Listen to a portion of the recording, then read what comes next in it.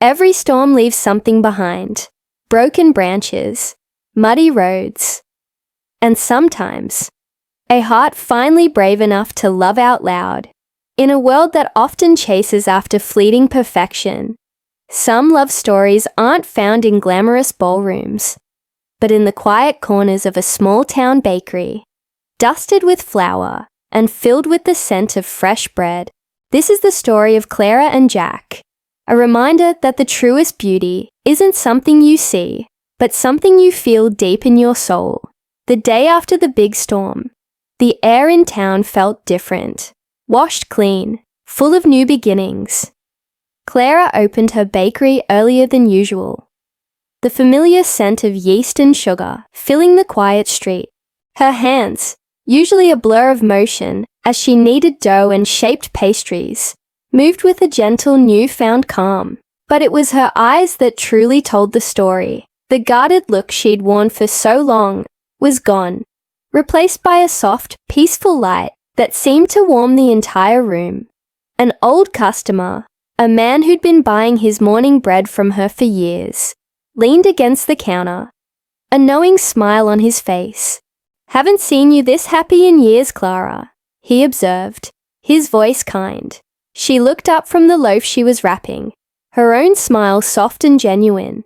"Guess I finally learned," she replied, her voice a quiet melody. Love doesn't have to look perfect to be real. Just then, the rhythmic clip-clop of a horse's hooves stopped right outside the bakery door. Jack swung down from his saddle. He was freshly shaved, his usual rugged stubble gone, and his hair was neatly combed. He looked different, more serious, but his eyes held the same warmth that had chipped away at Clara's defenses. In his hand, he held a small, simple wooden box. "Mornin', Miss Clara Mae," he said, his voice a low rumble that always made her heart skip a beat. She leaned on the counter, a playful glint in her eyes. "You look too clean to be a cowboy today," she teased, trying to keep her tone light, though her pulse was racing. A wide grin spread across Jack's face. "Maybe 'cause I'm not just a cowboy today," he replied, his gaze locked on hers. He stepped inside, the scent of fresh air and leather following him. He walked right up to the counter and, without another word, opened the small box. Inside, nestled on a bed of simple velvet, was a silver ring. It wasn't flashy or ornate. It was simple, elegant, and perfect. The camera zooms in on Clara's hands, still dusted with a fine layer of flour. They tremble as Jack gently takes them in his own. His large calloused hands, a stark, comforting contrast to hers. He looked directly into her eyes, his voice steady and full of emotion. "You once told me you couldn't give me beauty," he began, his thumb stroking the back of her hand. He paused, letting the weight of his words settle in the quiet bakery. "But you gave me peace, Clara. You gave me laughter. You gave me a home I never even knew I needed." Tears welled in Clara's eyes, blurring the sight of the man standing before her. "Jack, what are you doing?" she whispered, her voice choked with emotion. In one smooth motion, Jack went down on one knee, right there on the bakery's worn wooden floor.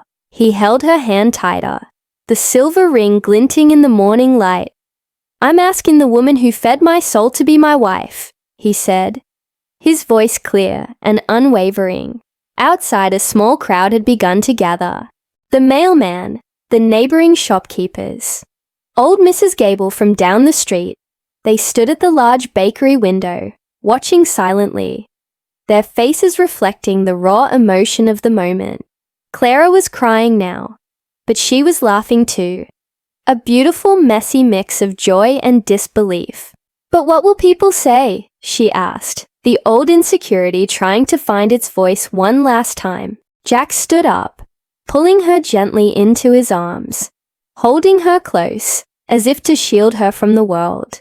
"They'll say I married the bravest, kindest, most beautiful woman on God's land," he declared, his voice ringing with conviction. And as he slipped the simple silver ring onto her finger, the crowd outside erupted into applause, their cheers and happy tears filling the morning air. Weeks later, the wedding wasn't held in a stuffy church or a fancy hall. It was held on Jack's ranch, under the vast open sky. The setting was as honest and beautiful as their love. Simple wooden benches were arranged in rows across a green field, decorated with bunches of white wildflowers. As the day drew to a close, the setting sun painted the entire landscape in shades of brilliant gold and warm orange. It wasn't the grandest wedding the town had ever seen. There were no extravagant decorations or expensive gowns, but it was the most real. It was a celebration of two souls finding their home in each other. Clara, radiant and serene, walked down the grassy aisle in a simple white dress that flowed around her. At the makeshift altar, built from the weathered wood of an old barn, Jack waited. He wasn't looking at the dress or the sunset. His eyes were only for her. The local minister began the ceremony. "Do you, Jack Weston, take this woman?" But before he could finish, Jack interrupted, his voice soft but clear for everyone to hear. "I already have." A ripple of gentle laughter and happy tears moved through the guests. He took Clara's hand and kissed it tenderly. Looking into his eyes, she repeated the words that had haunted her for so long, but this time they held no power. "I can't give you beauty, Jack." He smiled, a smile that reached his eyes and crinkled their corners. "Darling," he said, his voice full of a love so deep it was tangible. "You already did." And under that golden sky, surrounded by the people who loved them, they sealed their promise with a kiss as the crowd cheered, their joy echoing across the open fields. In a world obsessed with appearances, one rancher proved that true love is seen not with the eyes, but with the heart. It's a love that's felt in a moment of peace, heard in a shared laugh, and tasted in every warm meal shared at home.